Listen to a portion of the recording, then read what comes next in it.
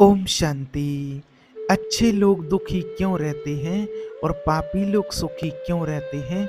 इसका क्या कारण होता है?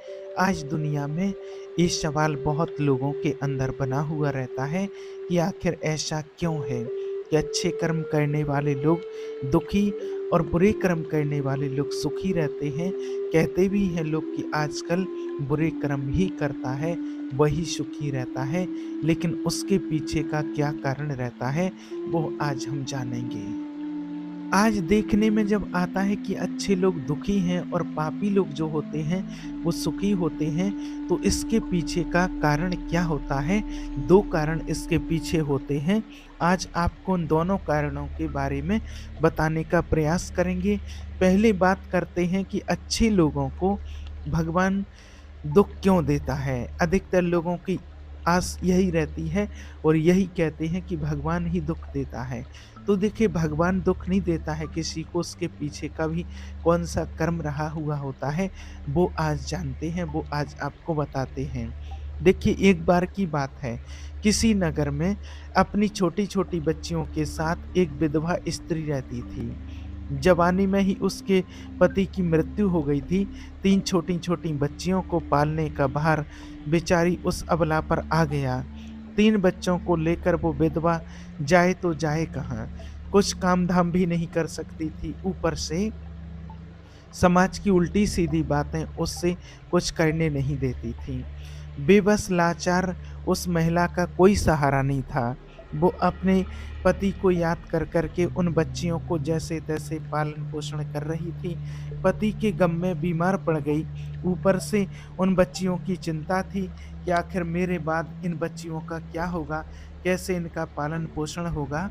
और यही सोच-सोच कर के एक दिन उसकी तबीयत बिगड़ जाती है। उसका अंत समय निकट आ गया था और यमराज का एक दूत उसके प्राण लेने के लिए उसके निकट आया। वो दूत उस स्त्री के प्राण ले जाना चाहता था, परंतु वहाँ का नज़ारा देख कर के वो खुद दुविधा में पड़ गया। उसने देखा कि महिला ज़मीन पर अचेत पड़ी है। उसकी तीनों बच्चियाँ उसके ऊपर सिर रख कर के पड़ी हुई थीं। सबसे छोटी बच्ची उसके स्तनों से लिपटी हुई। एक करुणामयी दृश्य देख कर के देवदूत के हृदय में दया आ गई। उससे उन बच्चियों की दशा नहीं देखी गई। एक बच्ची रो-रो कर अपनी माँ को जगा रही थी। दूसरी रोते-रोते माँ के ऊपर ही सिर रख कर के सो गई थी। देवदूत ने सोचा, इन बच्चियों का पिता पहले ही मर चुका है। अब यदि मैं इस स्त्री के प्राण लेकर के गया, तो ये बच्चियाँ किसके सहारे रहेंगी? कौन इन्हें सँभालेगा? कौन इनका पालन-पोषण करेगा? यही सब बातें सोचकर वो देवदूत उस स्त्री के प्राण लिए बिना ही लौट गया। धर्मराज ने पूछा कि तुम खाली हाथ क्यों आ गई? तुम तो उस विधवा स्त्री के प्राण लेने गए थे। तब देवदूत कहता है, हे स्वामी, मेरी गलती को क्षमा करना। मैं चाह कर भी उस स्त्री के प्राण न ला सका। मेरी जगह यदि आप होते तो शायद आप भी खाली हाथ ही लौट कर के आते। मैं उस महिला की अबोध बच्चियों का दुःख नहीं देख पाया। जब मैं उसके प्राण लेने के लिए गया, तो मैंने देखा कि उसकी 3 छोटी-छोटी बच्चियाँ उसके ऊपर पड़ी बिलख रही थीं। उन्हें कोई वहाँ देखने वाला भी नहीं था। यदि ऐसे में मैं उस महिला को ले आता, तो उन बच्चियों को कौन देखता? कौन उन्हें पालता-पोसता? पृथ्वी लोक के मनुष्य तो इतने स्वार्थी हो गए हैं कि बिना मतलब के कोई किसी का सहारा भी नहीं बनता। यदि कोई किसी की मदद कर भी देता है, तो बदले की उम्र रखता है या फिर उसे अपने एहसान के नीचे दबाकर जीवन भर रखना चाहता है। देवदूत बोला, हे स्वामी, कि उस महिला को थोड़ा जीवन और दे दिया जाए ताकि वो अपनी बच्चियों को पाल-पोस कर बड़ा कर सके। देवदूत की बात सुनकर धर्मराज ने उसे डाँटते हुए कहा, अरे मूर्ख पार्षद! ईश्वर की बनाई हुई सृष्टि में ना कोई एक क्षण घटा सकता है, ना बढ़ा सकता है। उनकी मर्जी के बिना ना तुम किसी को जीवन दे सकते हो, ना समय से पहले मार सकते हो। ईश्वर जो करता है सबके साथ अच्छा ही करता है। तुम कौन होते हो विधाता के लेख को बदलने वाले? तुमने उस महिला को ना लाकर ईश्वर के नियमों का उल्लंघन किया है। तुमने बहुत बड़ा अपराध कर दिया है, इसलिए तुम्हें इसका परिणाम भोगना ही पड़ेगा।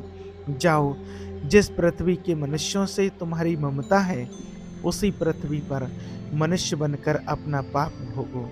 देवदूत कहने लगा, हे स्वामी, धरती लोक से मेरा उद्धार कब होगा और कैसे होगा? तब धर्मराज कहते हैं, हे दूत, धरती पर जाकर जब तुम 3 बार अपनी मूर्खता पर खिलखिलाकर हंस लोगे, तब तुम्हारा उद्धार हो जाएगा। मित्रों, ऐसा कहकर के धर्मराज ने उस व्यक्ति को, देवदूत को धरती पर धकेल दिया। वो धरती लोक पर मनुष्य शरीर में आ चुका था। उसके शरीर पर वस्त्र नहीं थे। यहाँ का एक नियम होता है कि जब कोई मनुष्य जन्म लेता है तो उस समय वो नग्न अवस्था में आता है। देवदूत ने जन्म तो नहीं लिया, पर वो निर्वस्त्र ही एक सड़क के किनारे ठंड से सिकुड़ रहा था। वहीं से एक मोची गुजर रहा था। वो मोची ठंड से बचाने के लिए अपने बच्चों को कपड़े लेने के लिए जा रहा था। रास्ते में ठंड से ठिठुरते एक व्यक्ति को देख करके उसे दया आ गई। उसने अपने बच्चों को तो कपड़े नहीं लिए और उस देवदूत को कपड़े और कंबल जरूर खरीद लाया और वे कपड़े ला करके उस देवदूत को दे दिए। देवदूत कहने लगा, हे भाई, आपने मुझे कपड़े दे करके मुझ पर बहुत बड़ा उपकार किया है, लेकिन कपड़े देकर आपने ठंड से तो मेरा दुख दूर कर लिया, पर मेरा ना तो कोई घर है, ना परिवार है, न भोजन का कोई साधन है। तब मोची बोला, हे भाई, तुम मेरे घर चलो, मैं तुम्हारा सारा खर्च उठाऊंगा। अब तो वो मोची उस देवदूत को लेकर के अपने घर पहुंचा। उधर मोची की पत्नी ने देखा कि उसका पति बच्चों को कपड़े लेने गया था। कपड़े अपड़े तो कुछ लाया नहीं, उल्टा एक आदमी को और घर बुला लाया है। पत्नी अपने पति से झगड़ने लगी, उससे भला बुरा कहने लगी। यह देखकर वो देवदूत बहुत जोर जोर से हंस पड़ा। मोची ने पूछा, अरे भाई, तुम हंसते क्यों हो? ऐसा क्या देख लिया आपने? तब देवदूत ने कहा, हे भाई, मेरी हंसी का रहस्य मैं आपको अभी नहीं बता सकता, समय आने पर मैं तुम्हें स्वयं बता दूंगा। अब तो वो देवदूत उस मोची के घर में रहने लगा और कुछ ही दिनों में उसने मोची का सारा काम भी सीख लिया। देवदूत के द्वारा बनाए गए जूते और चप्पलें खूब बिकने लगीं। चंद रोजों में मोची धनवान बन गया। दूर दूर तक उसके जूते फेमस हो गए थे। यहाँ तक कि राजा महाराजा तक की उससे जूते बनवाने का आदेश देते थे। जब से देवदूत उसके घर आया था, उसकी तो किस्मत ही चमक गई थी। धन की कोई कमी नहीं रही, सब कुछ अच्छा चलने लगा। एक दिन की बात, राजा का एक सैनिक एक चमड़ा लेकर के उसी मोची के पास आया और बोला, देखो, हमारे महाराज इसी चाम के बने जूते पहनना चाहते हैं। ये चाम बड़ा कीमती है, तुम इसके ठीक से एक जूते जोड़े तैयार कर देना। ये चाम खराब नहीं होना चाहिए, पर ध्यान रखना, इस चमड़े के जूते ही बनने चाहिए। भूल से भी इसकी चप्पल मत बना देना। अब राजा का सैनिक चमड़ा देकर के चला गया। इधर मोची ने भी देवदूत को समझाया कि देखो, राजा वाली बात है, इसमें कोई गलती मत करना। चमड़ा भी बहुत कम है, इसलिए चमड़ा खराब नहीं होना चाहिए। जूते की कहकर वो गया है तो जूते ही बनाना। गलती से यदि चप्पल बना दी तो राजा हमें कठिन से कठिन सजा देगा। मोची के इतना समझाने के बाद भी देवदूत ने उस चमड़े से चप्पल ही बनाई। चप्पल देखकर मोची की सांसें फूल गईं। वो देवदूत को डांटने लगा, यहाँ तक कि डंडा लेने के लिए उसे मारने के लिए दौड़ा और कहने लगा, अरे मूर्ख, तुझे बार बार समझाया कि जूते ही बनाना, लेकिन तूने चप्पल बना दी। अब राजा हमें नहीं छोड़ेगा, तू भी मरेगा और साथ में मैं भी मारा जाऊंगा। वो हमारे पूरे घर को फांसी लगवा देगा। मोची को अत्यंत दुखी देखकर देवदूत एकदम से खिलखिला करके हंसने लगा। उसे हंसता देख मोची बोला, अरे मूर्ख आदमी, काम बिगाड़ कर अब हंस रहा है। वो देखो, जूते लेने के लिए राजा का सैनिक आ रहा है। सैनिक को देख करके मोची के हाथ पैर फूल गए कि अब ये जूते मांगेगा तो मैं कहाँ से दूंगा। तब तक वो सैनिक पास में आकर के कहने लगा, हे मोची भाई, कल मैं जो तुम्हें चमड़ा दे गया था उसके जूते मत बनाना, चप्पल बना देना, क्योंकि राजा साहब का देहांत हो गया है और यहाँ की ये प्रथा है कि मरने वाले व्यक्ति को चमड़े की चप्पलें पहनाकर अर्थी पर लिटाया जाता है।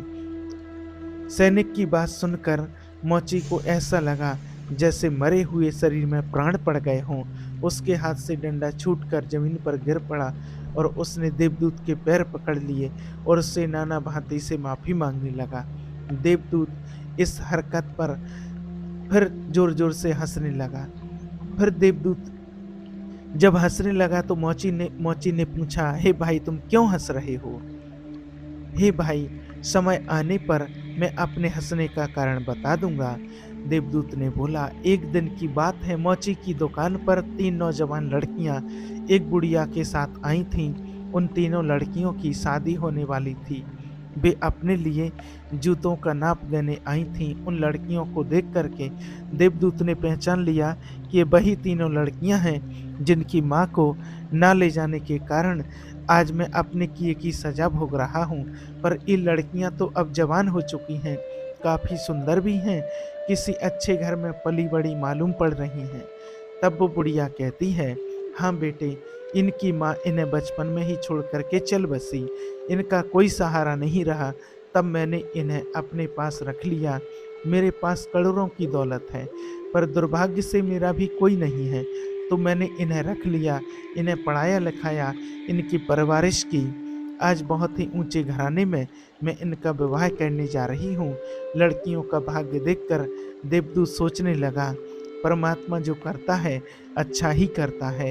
यदि उस समय इनकी माँ नहीं मरती तो ये तीनों भयानक गर्मी, भुखमरी और दरिद्रता में पड़ी रहती। इनकी माँ के मरने के कारण आज ये तीनों लड़कियाँ बहुत बड़े घरों की बहुएं बनने जा रही हैं और इस बुढ़िया की करोड़ों की संपत्ति की मालिक भी बन चुकी हैं। यह बात सोचकर देवदूत पहले की अपनी मूर्खता को याद करके जोर जोर से हंसने लगा। वो 3 बार हंस चुका था। मोची ने पूछा, हे भाई, अब तुम किस लिए हंसे? कृपया अपनी हंसी का रहस्य समझाइए। तब देवदूत बोला, हे भाई, मैं 3 बार हंस चुका हूँ, अब मैं तुम्हें अपनी हंसी का कारण बताता हूँ, सुनो। मैं एक देवदूत हूँ। अभी अभी जो 3 लड़कियां जूतों का नाप देने आई थीं, जब ये तीनों छोटी थीं तो इनकी माँ मर गई, पिता पहले ही मर चुका था। इन तीनों लड़कियों पर तरस खाकर मैं इसकी माँ के प्राण नहीं ले गया। उसी कारण धर्मराज ने मुझे श्राप देकर धरती पर भेज दिया। मैं निर्वस्त्र एक सड़क किनारे पड़ा था, तब तुम मुझे अपने घर बुला लाए। घर आकर तुम्हारी पत्नी तुमसे खूब लड़ी थी, वो भी इसलिए कि तुमने अपने बच्चों के कपड़ों के पैसों से मेरे लिए कंबल और कपड़े खरीद दिए। तब मैं पहली बार तुम्हारी पत्नी की मूर्खता को देख करके हंसा था। तुम्हारी पत्नी उन पैसों को देख करके दुखी हो रही थी जो तुमने मेरे ऊपर खर्च किए थे, पर तुम्हारी पत्नी उस लाभ को नहीं देख पा रही थी जो मेरे आने के कारण तुम्हारे घर की किस्मत बदलने वाली थी। दूसरी बार मुझे हंसी तुम्हारी मूर्खता को देख करके आई, जब तुम राजा के जूते ना बनाने के कारण मुझे डंडा लेने के लिए मारने को दौड़े थे। उस समय तुम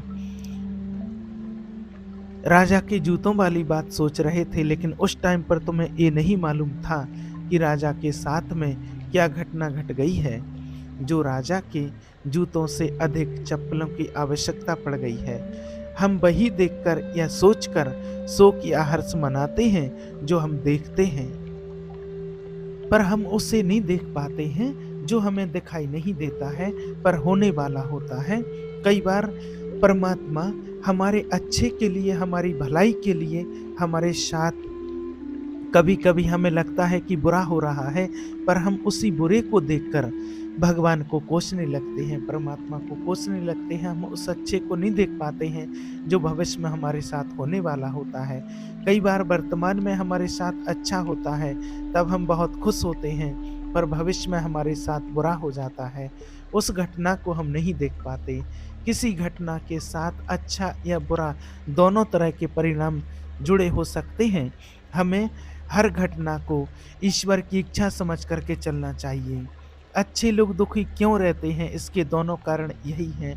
पहले तो अच्छे लोगों के साथ बुरा कभी-कभी इसलिए घट जाता है कि बाद में उनके साथ अच्छा हो सके और इसका कोई कार्मिक अकाउंट भी उनके साथ में चलता है।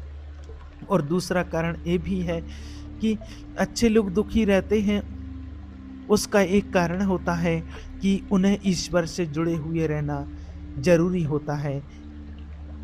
इस प्रकार वो देवदूत उस मौची को समझाकर फिर से धर्मराज के यहाँ चला गया। मित्रों, इसलिए आपके साथ कभी कुछ भी होता है, कोई प्रॉब्लम आपके सामने आती है, जीवन में आपके साथ कुछ भी घटित होता है और आपको लगता है कि मेरे साथ ये बुरा हुआ है, तो कभी बुरा नहीं हो सकता है, ना बुरा होता है, अच्छा ही होता है। ईश्वर की क्या योजना रहती है, उसको समझ नहीं पाते हैं। इसलिए आप अपने जीवन में होने वाली घटनाओं से परेशान ना हो, दुखी हो, आप हमेशा खुश रहें, प्रसन्न रहें और अपने जीवन में आगे बढ़ते रहें, अच्छे कर्म करते रहें तो आपके साथ कभी बुरा नहीं हो सकता है। अच्छा, ओम शांति।